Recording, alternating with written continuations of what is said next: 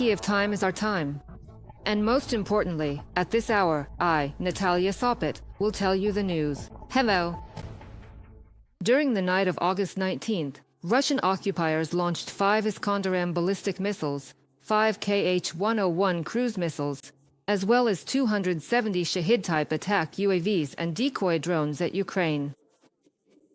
The attack was carried out simultaneously from several directions. According to the Ukrainian Air Force, a total of 236 aerial targets were shot down or suppressed, 230 Russian Shahid-type UAVs and various types of decoy drones, as well as 2 Iskander-M ballistic missiles and 4 Kh-101 cruise missiles. The Russian Federation launched a massive combined strike on the Kharkiv region.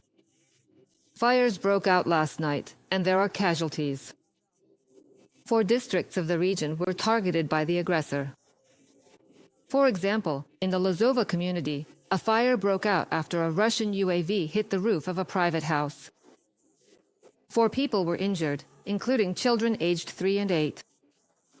In addition, due to strikes by Russian glide bombs and FPV drones, summer houses were damaged, and agricultural equipment and vehicles caught fire. 19 people, 3 of whom are in serious condition, remain in hospitals in Zaporizhzhia. These people were injured the day before as a result of a missile strike. In total, 34 people were injured. The Russian army attacked Zaporizhzhia on the morning of August 18th. Fires broke out in the city, and market stalls covering 500 square meters caught fire. The blast wave damaged residential buildings, business premises, and commercial spaces. More about the aftermath of the attack on Zaporizhzhia in the following report. This is what one of the districts of Zaporizhzhia looks like after the morning Russian attack. The enemy army used 2 ballistic missiles on the city. Preliminary reports indicate they were Iskander-type missiles. The strike destroyed an industrial facility, set market stalls on fire, and the blast wave damaged residential buildings. Rescuers managed to pull a man out of the crater that formed, but he soon died from the burns he sustained. More free in. Get out! Get out! Come on, come on, come on. Come on, come on, come on. Faster, faster. Olga, who was near the impact site with her children, says she was very frightened by the explosions.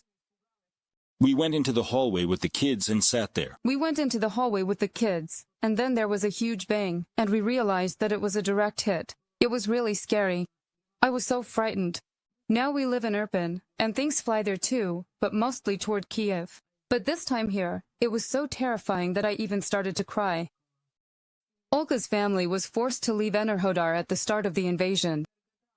But even in other cities in Ukraine, it wasn't possible to live in peace. The Russian army constantly terrorizes different towns and villages.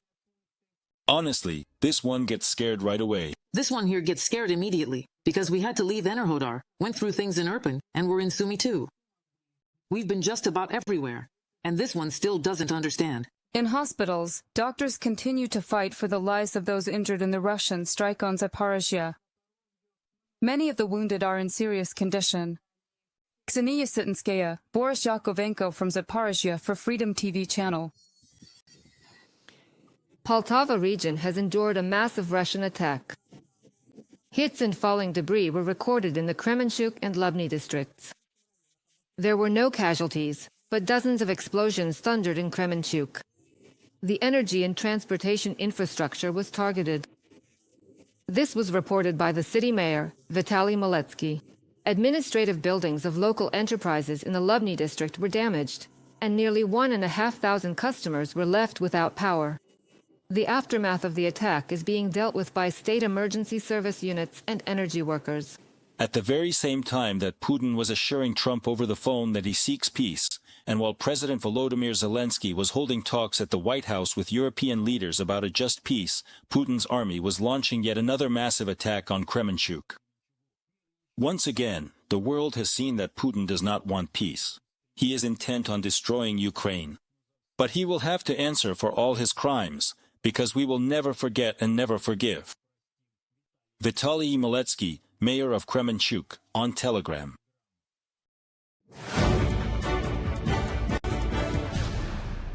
The Coalition of the Willing will gather today for a virtual meeting. This was reported by the press secretary of Polish Prime Minister Donald Tusk. It will take place following yesterday's talks between U.S. President Donald Trump, the President of Ukraine, European leaders, and the NATO Secretary General. The start is scheduled for 2 p.m. Kiev time. After the planned virtual meeting, there will also be a virtual European Council summit. President Volodymyr Zelenskyy announced his intention to assemble a coalition of the willing yesterday, following talks with Trump and European leaders. He said that the 30 participating countries are continuing, and will continue, to discuss the security guarantees that Ukraine may receive after the war ends. U.S. President Donald Trump has, for the first time, recognized Ukraine's security as part of U.S. interests. This was stated by Deputy Speaker of the Verkhovna Rada Alina Kondratyuk. According to her, two key topics were discussed in Washington. These are the return of children and security guarantees. For the first time during Trump's term, the U.S. is ready to provide Kiev with strategic protection. According to Kondratyuk, this changes the rhetoric. Instead of stop the war at any cost, there is now recognition that Russia must be contained with force and guarantees, not just negotiations. Ukrainian President Volodymyr Zelenskyy stated that the issue of territory would be discussed between him and the head of the Kremlin, Vladimir Putin. The Ukrainian leader made this statement after a meeting at the White House in Washington the day before. He spoke about his conversation regarding the occupied territories with U.S. President Donald Trump. In particular, they discussed this issue while looking at a map of Ukraine. For the first time, I had the opportunity, for the first time, for various reasons, to talk about such things with the President of the United States of America and his team. Not just reading from notes, but really understanding every square kilometer of our land, soaked in the blood of our soldiers, by looking at the maps. And for me, this is a very sensitive moment. I wanted to mention that. I think the President heard and saw that. There were different moments, but this is important information. And that's why the issue of territory is something that will remain between me and Putin. Security guarantees will definitely be worked out with our partners, and there will be more and more details, since all of this will be formalized on paper in some way over the next week or 10 days, as I told you. Part of the security guarantees, our part, is a strong army. It consists of our military, of salaries. And here's the challenge: after the war ends, we cannot lose our army. We cannot allow the army to be drastically reduced just because there is no funding. Meanwhile, the head of the office of the President of Ukraine, Andriy Yermak, called the meeting between Ukrainian President Volodymyr Zelenskyy and the head of the White House, Donald Trump, as well as European leaders, unprecedented.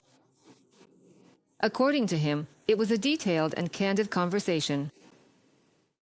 There is unity between the U.S. and our contingent, which Russia takes most seriously. Together, we discussed concrete steps to strengthen our country's defense capabilities as one of the key elements of future security guarantees.